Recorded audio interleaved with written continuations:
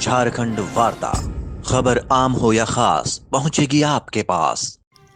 सांसद सह अध्यक्ष वित्त संबंधी संसदीय स्थायी समिति जयंत सिन्हा ने हजारीबाग स्थित भाजपा कार्यालय अटल भवन में प्रेस वार्ता को संबोधित किया।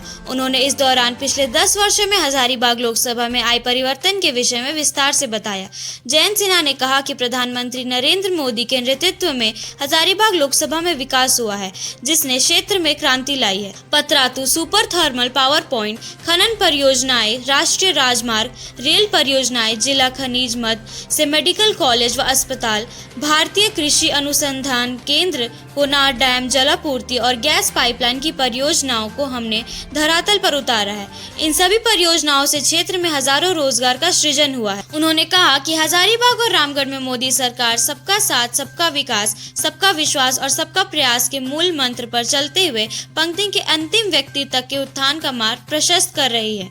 मोदी सरकार ने 2024 में लाए गए अंतरिम बजट में ज्ञान फॉर्मूला पर काफी जोर दिया है। जी मतलब गरीब, वाई मतलब युवा, ए मतलब अन्नदाता और एन मतलब नारी। हमारी सरकार इन सभी वर्गों को तेजी से उत्थान कर रही है। मोदी सरकार की जन कल्याणकारी योजनाओं ने हजारीबाग और रामगढ़ में 10 वर्षों में इन सभी वर्गों की प्रगति को बढ़ावा दिया है। हमारी सरकार ने जो कार्य किए हैं उन्हें देखकर जनता कह रही है, तभी तो सब मोदी को चुनते हैं।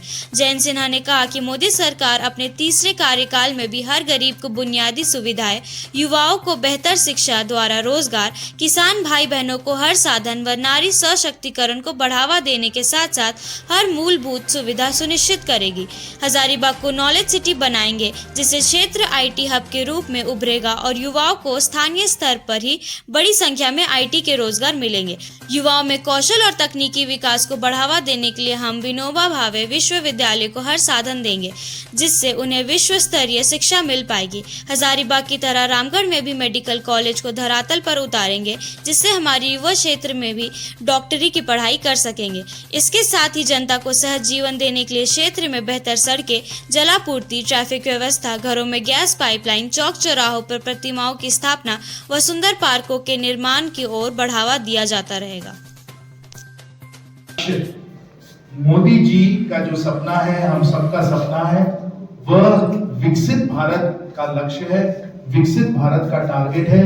इस पे हम लोग प्रतिबद्ध हैं। इस पे कैसे हम लोग खरे उतरे, इसका काम किस प्रकार से हो, किन योजनाओं के द्वारा हो, ये हम लोग आपसे सुझाव मांग रहे हैं, आपसे प्रस्ताव मांग रहे हैं। आप सबको याद होगा कि 2014 से जब भी हमारे घोषणा पत्र बने हैं वो जन भागीदारी के द्वारा ही बने हैं। और 2014 का जो घोषणा पत्र था, जिसपे हमने भी खुद स्वयं काम किया था, उसमें बहुत सारी जो बड़ी बड़ी हम लोगों की घोषणाएं थी, कईयों को तो हम लोगों ने जमीन पे उतार दिया है, जिसमें smart cities, bullet train, housing for all, सबके लिए बिजली, सबके लिए बुनियादी सुविधाएं, ये सब जो 2014 में ऐतिहासिक घोषणाएं हुई थी, उनको हम लोगों ने लगभग अमल कर दिया है। 2019 में भी कई सारी महत्वपूर्ण घोषणाएं हुई थी, जिसमें ड्रिंकिंग वाटर फॉर ऑल किया गया था कि हर नल में जल होगा।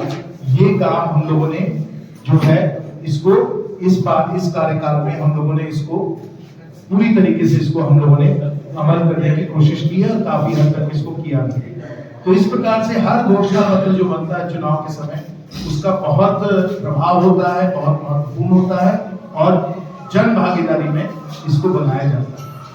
साथियों,